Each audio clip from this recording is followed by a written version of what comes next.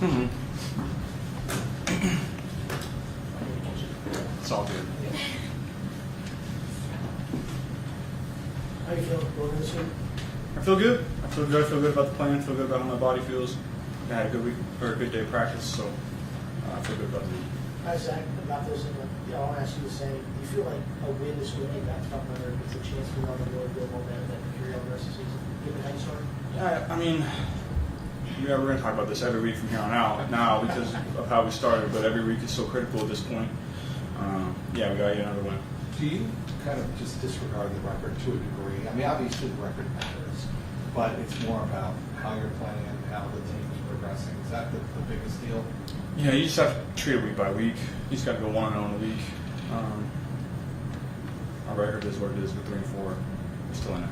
Is there anything that getting to 500 does real mentally? Does that make a difference? Is that, does it not work, but does that do it for real mentally to get to that point? Yeah, you want to have a winning record.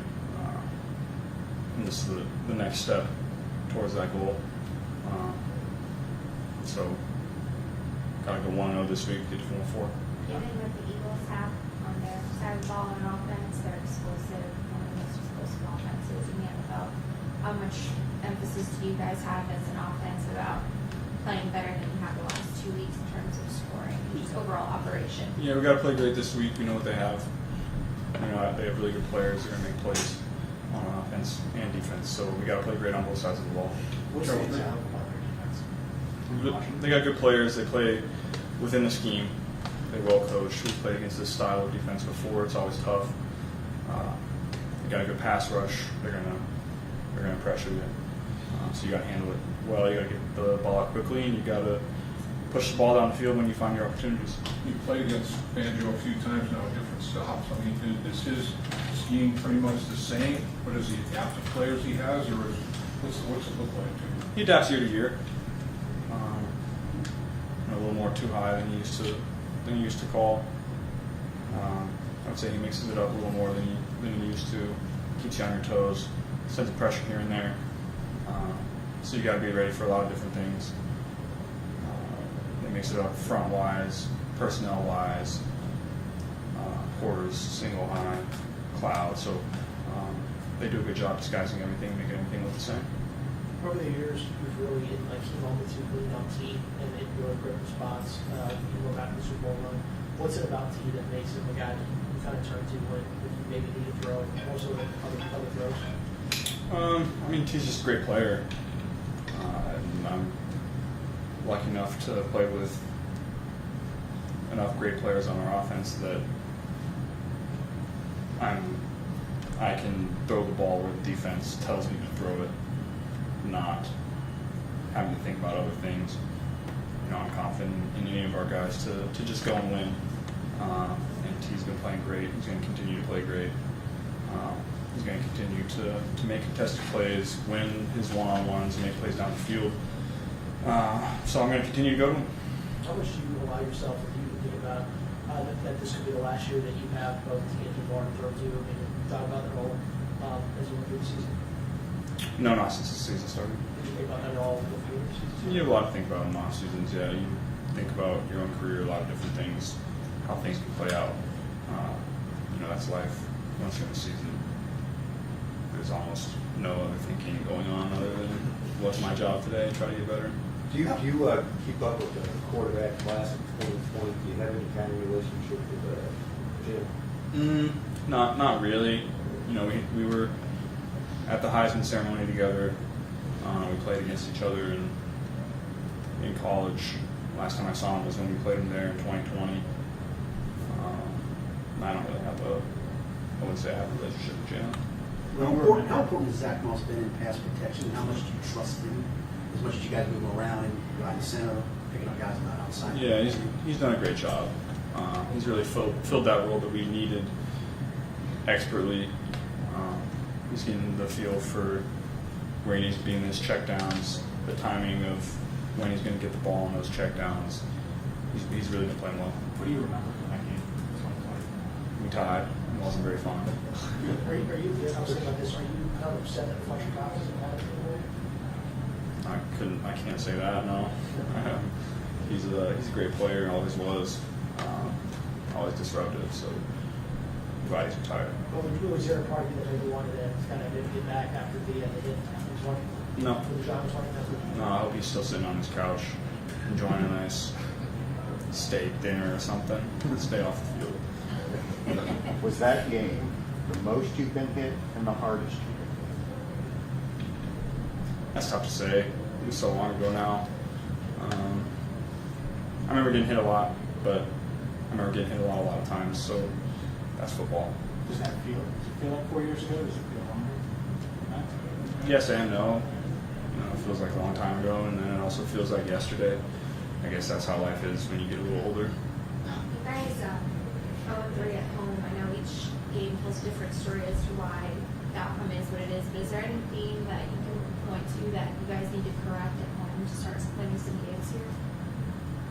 No, like you said, each game is its own thing. I don't think that there hasn't really been a consistent theme game to game this year. Things that we haven't done well or we have. Each game is its own thing, and you go correct based on that. Joe, what can you say about how this team has responded after an 0-3 start? We've got 2 in a row. We've won 3 or 4, so we put ourselves back into it. That's all you can say right now. There's still a lot of football to be played. Only 7 games in. We got 10 games left. Not even halfway through it yet, so the story's still being written. Even though in some ways, in the first few weeks of the season, you started 0-3, but you were able to do some good things, specifically that offense. But the outcome of games, like coming away from it, knowing that you won, like that in itself, does that provide confidence for you guys more so than just feeling like you did some things well? Yeah, of course. Your goal is to win the game. It doesn't matter. Nothing else matters. You can throw for 500 and lose, and you're gonna be pissed off afterwards. My goal is to win games. That's what we've done the last 2 weeks. We gotta keep it going. Is not caring what it looks like or how you play part of maturing as a professional, or has that always been you, no matter what level? You always want to win. I'd say early in my career, I early in your career, you're more. You want to go out and play well. You want to help the team win. You want to do everything that you can to help the team win, and that's often enough. But then, very quickly, you realize that you just want to win games. It doesn't really matter what your stats are, what people think of you. You just want to win games. Is there any extra feeling of excitement or anything when you walk in the locker room and the white helmets are hanging up? No. You say you've gotten paid, Jalen's gotten paid, Tua's gotten paid, Justin's gotten paid, all the quarterbacks in the class have gotten paid 7 years. You take a lot of pride in the fact that the Olsen class has done really well. Is there any part of you that you feel a certain type of way about that? I haven't really thought about it. I think we're each our own player. I'm happy for all the guys and that they played well enough to get their contracts, but I can't say I really thought about that. You never comes on, but have you kept up with the Tua situation at all? No, not really. I know he got hurt a couple weeks ago, had another concussion, so I was obviously thought about him in the moment, but I haven't thought about it in a while. For guys that maybe, obviously none of us are going to be quarterbacks, so, how do you gauge when you're at that level you're at, or in the position you're at, and gauge what you can do to help your team versus for safety? When you've had those situations in the past, how have you kind of managed, handle all of that as you figure out what's best for you? Yeah, I'm going to go out and play. If I can drop and throw, I'm not entirely. I'm not sure that decision is my decision. If I can drop and throw, I'm going to go out and play. And then I think it's up to the decision makers whether my limitations when I'm hurt the team enough that I need to be sat down. So I always take that mindset. If I can go out there and complete balls, hand the ball off, drop, throw, then I'm going to go out there. Philadelphia's defense in the last 3 weeks has played really well. At a ridiculously high level. Is there anything you can point your finger to where they've done something differently, or what do you think? They're getting really good pressure on the quarterback. their secondary is playing aggressive. They've done a good job. It'll be a challenge for us, but we faced challenging defenses before. Are you more or less inclined to take off and run when you feel pressure in your career? I'll probably move around less. Probably more confident in my ability to make a lot of different throws from a lot of different platforms within the pocket. Pick and choose my spots where I extend and I run, because that's something that I'm really good at. But just try to pick my spots where I can. Should we always downplay the uniforms whenever you're wearing for you personally? Why? It just doesn't matter to me. Like I'd wear this out there, whatever.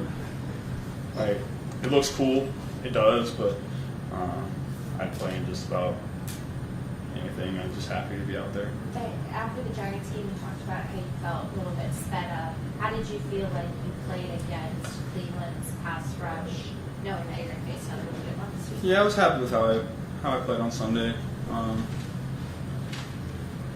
felt like for the most part I was pretty accurate and made quick decisions and didn't let the rush get back there. And I think our offensive line played well. Could have run the ball better, and we could have taken advantage of some different opportunities that we didn't. Could have made some more plays down the field, but there's always room to improve. But I don't think I let the rush get to me. The age of analytics is also the stats for everything, IPA, EPA. Is there a stat that you look at? Is there a stat that interests you that you look at for yourself? Completion percentage, I would say, is the biggest, for the most part, indicator of how you're playing. If you can just find completions to get the ball in your guys' hands, then you're going to give them more opportunities to go make plays after the ball, go score touchdowns, get the ball in your playmakers' hands. It's not always going to be the coverage that you expect versus the concept that you call for. It's can you still get a positive gain in those looks? Some of the best plays turn out to be 2 or 3, 4 yard gains, but maybe you got pressure and you had to slide in the pocket, you get hit, but you find the back. Just trying to keep the ball in your guys' hands, give them more opportunities to make plays. Do any of these new analytic categories? I would have to understand what goes into the formula to really understand whether I care about it or not. There's a lot of I'm with you. There's a lot of ones that people use that I don't know what is weighted within the formula higher than others, so I can't really make a decision on whether I care about that or not, because maybe yards per attempt is weighted too highly, maybe touchdowns are weighted too highly, maybe completion percentages, maybe they're taking into account things that they think matter that you don't really think about as a quarterback because it doesn't really translate to winning games. So I'd have to do a deep dive on the formulas and the weighted values of these analytics to really understand them, and I can't say that I've had time to do that. Is there one like QBR or is there is that one that an example of that, or you're constantly whatever comes to mind where you're I just don't know what goes into that one? Yeah, I'd have to. Yeah, QBR. I know passer rating is weighted heavily towards touchdowns. Touchdowns don't really necessarily mean you're playing great. You could throw a dime and get tackled at the one, and then you run it in. I think yards per attempt is also weighted pretty highly in that, and that's pretty dependent on how you play offense. EPA, I don't know what that is. I've never seen the formula for that. Those are the 3 that I like, advanced analytics that I know. I don't know the other ones. I think you've said in the past that you judge good practices by how few times the ball hits the ground. How have you done this year, and the team done this year in that regard? How would you assess that? Yeah, I think that more rings true later in the week when you start to dial in you've talked about the routes, you've talked about the concepts against each individual look, and then you rep it at the end. and then you're on the same page. Early in the week it can be you can be not on the same page, and some balls hit the ground, and you come back and talk about it, and like, hey, I want you to run this route a little differently, get a little wider in your release, or change your split. And so Friday practice and late in the Thursday third down practice are critical in that. Wednesday's more so. You still think about it, but not quite as much. Thanks, guys. Thanks.